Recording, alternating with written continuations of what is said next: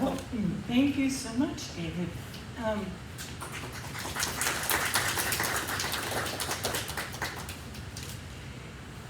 so, in the Bible, in the Old Testament, there are three big things that disrupt society. And it talks about them frequently. They are famine, war, and what they call pestilence. We would call epidemic. And there's this wonderful story, actually, at the very last chapter of the book of Samuel, of 2 Samuel, in which David makes a census. In other words, he sends out his soldiers to find out how many either tax people there are to be taxed, or how many people can be recruited for the army. And in the Old Testament, it says that you can only count the things that you actually own. Otherwise, it's an affront to God. Of course, David counting all the citizens in Israel is an affront to God, because Israel belongs to God and not to David. Also, it was a matter of witchcraft, too. If you counted a census, then every male had to make an offering to God to keep him safe. And I was interested that when I was talking to Nicholas about his family, he didn't want to tell me how many children he had. He just said many, because counting your children somehow brings possibility of bad luck onto them. So you have these three things that totally disrupt society. And so God gives David a choice of how he wants to be punished for his sin of counting the people. And he can have famine for 3 years. He can have war, where 3 years of them running away from the enemy and being defeated. Or he can have an epidemic for 3 days. Well, David decides that famine, that includes the weather. The weather influences that. And war is influenced by other people. So the only thing that God directly influences is disease. They believe that disease was directly given to you from God. So he chooses disease because he thinks maybe God will be merciful. And so this epidemic starts and ravishes throughout the land, but God grieves his own punishment. And so when the angel of death comes to Jerusalem, God stops the angel of death. And so this is the last chapter of this book. And it's interesting because the last words of David, David's death speech, comes in the chapter before this one. So this is how they wrap up this book, by talking about this punishment that God gives, the punishment of disease. But I thought I might mostly talk about the Black Death. Prior to COVID, in fact, much greater effect than COVID, the Black Death is the largest pandemic that the world has ever had. It comes from the bubonic plague. Now, the bubonic plague is spread by fleas that live on rats. And the fleas bite the rats, and the rats die, and then the fleas look for other people, for other, what do you call it? Hosts. Other hosts for them to live on. And since there were lots and lots of rats that lived among people, people got bitten by the fleas. And it's called bubonic plague because this word buba, it means the swelling of the lymph glands. So you get very, very, very sick, and you get these big bulging sores under your arms and your groin, and anywhere that you have lymph glands, and people died of that. I guess David would say that's your immune response, is that the lymph glands swell up with fluid.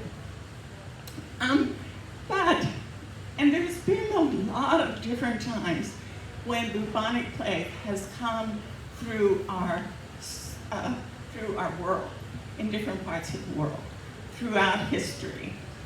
But there's a change in the bacteria.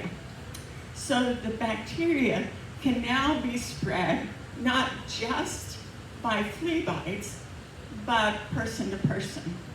And like David talked about COVID, it's a respiratory disease. It becomes a respiratory disease because it can be passed by little droplets in the air. So what used to be a disease passed by fleas is now passed by fleas and person to person. And it only lasts about 7 years. We don't know what stopped it, actually. Some people think it stopped because the black rats that were hosts of these fleas were almost completely wiped out and replaced by the brown rats, who didn't like living in as close to humans, but also didn't host the fleas nearly as well. So we mostly have brown rats in our cities today. But in this 7-year period of time, in Europe and North Africa, that entire area, 25 to 80% of the population died. Many cities, 80% of the population died. But in many of the rural areas, where people were more distant from each other, only 25% of the people died. We don't know exactly. There's lots of different estimates, but between 75 and 200 million people died in Europe and North Africa. So, I said I wanted to use paper, so now let's see if I can do this.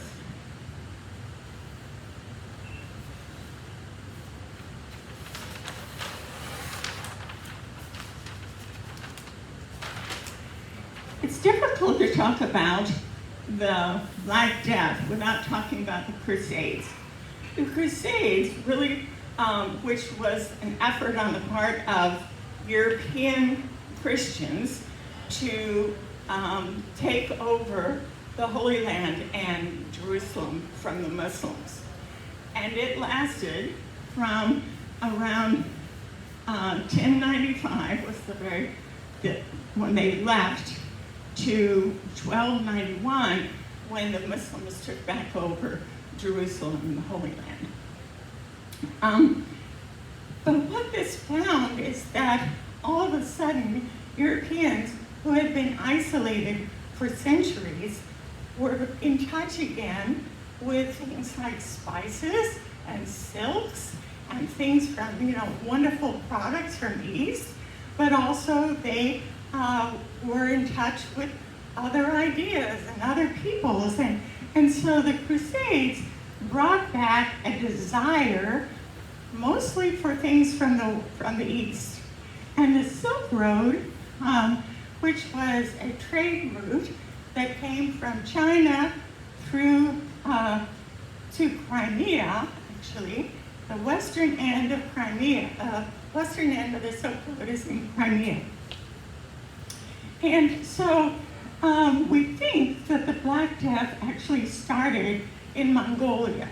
This is the new research, and that the Mongols came down to try to control the Silk Road. And they came in the winter when the boats were of the Europeans who had gathered at the end of the Silk Road to they had gathered there to then wait for all the produce to come in, and then they would take it on. Well, they besieged this port in Crimea, and a lot of the Mongol soldiers started to die. And so they would catapult the bodies into the city. Yeah, there's a good way to super spreader. So when it actually thawed, the Europeans managed to escape, and they ran out, got in the boats, and guess what? They went to Italy, they went to Greece, they went to Spain, they went to North Africa, and they took the Black Plague with them. And that's the beginning of this 7-year period of death. So what happened during this 7-year period? Well, one of the things that happened is that you had a great weakening of the Catholic Church. That people believed that the Catholic Church would keep them safe. And all of a sudden, nothing is keeping them safe. The Catholic Church said that they should have lots of processions throughout the town. But this didn't seem to help. They tried all kinds of things, and it didn't seem to help. And also, the people who were of religious life died by the millions, because the priests were giving last rites to people who were dying of the Black Death. So they ended up dying. Also, people fled these towns, and they fled, and on the way they stopped in the various monasteries and nunneries in order to have hospitality. Nuns and monks live in very close quarters, so many of them were completely wiped out.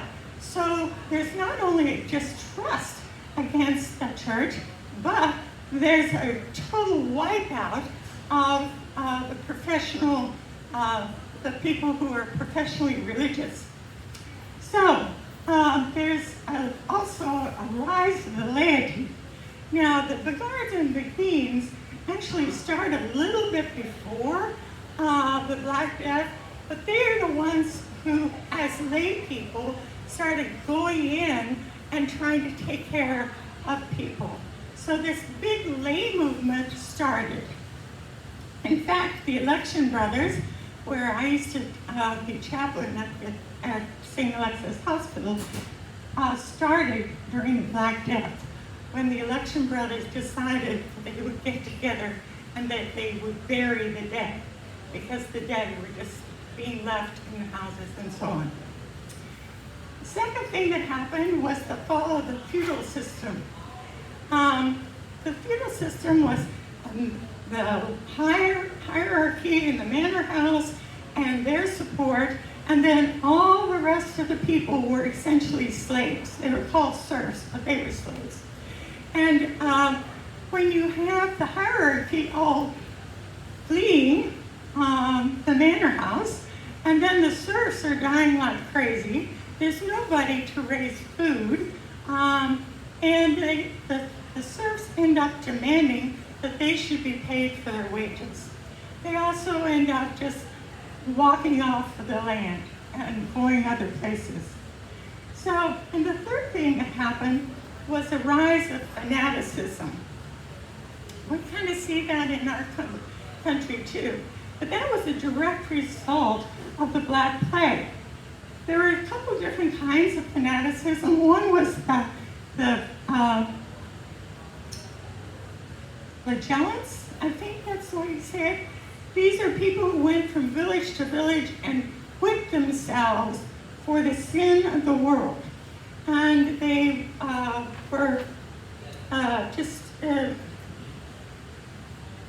they were so fanatical that the church actually ended up saying no more. But the other thing is that somebody's got to be held responsible. And so the Jews, who lived a cleaner lifestyle because of their religion, had fewer rats, fewer fleas, and therefore they died less. than their Christian neighbors. So the Jews must be the ones who have poisoned the wells and caused this great calamity. So in most Western countries, this is when the Jews are expelled to go to Eastern Europe. And so that's the other thing. Well, the big other lasting results of the Black Death, a lot of scholars would say that the lasting results are the Reformation and the Renaissance. The Reformation, of course, is the rise of the Protestant religions. But it's also a rise in the understanding that religion can be individual, that it's your individual beliefs, and that you should be able to read the Bible as an individual. And so you have the Gutenberg Bible with the printing press, and starts disseminating the Bible so people start reading it themselves. The beginning is pretty well agreed that it's Martin Luther putting up his protest poster, but some people say it ends with the end of the 30 Years' War, but I think most Methodists would say that it ends with the death of Wesley. That Wesley was the last great reformer. But the Renaissance is also the other thing. The Renaissance is the time period that changes from medieval Europe to the modern age. And what are those things? Science, medicine, philosophy, arts, and humanism all came in to the consciousness of Europeans. Now, science was always greatly discouraged by the church. The Catholic Church did not believe in science, and so scientists were often killed at the stake. So science had, with the weakened church, you end up with people being willing to do science. And also you have people saying, well, why did this happen? Let's figure it out. Also medicine. Before this, you went to the priest or you went to the monks for your medical care. And now, suddenly, there are no priests and monks, so other people start stepping forward to be medical care. Philosophy. They began to rediscover and read the Greek philosophers. The church had banned such study, but suddenly they had the text, but they really weren't allowed to read them. The arts, of course, became very realistic. You have the invention of perspective. You have human beings being shown as real bodies, and all those kinds of very human kinds of artwork. And finally, the idea that humanism, which is the fact that humans are important, rather than just God being important, humans are important, also grew out of this Black Plague. So that was a huge amount of history in a short period of time. I'm going to turn off the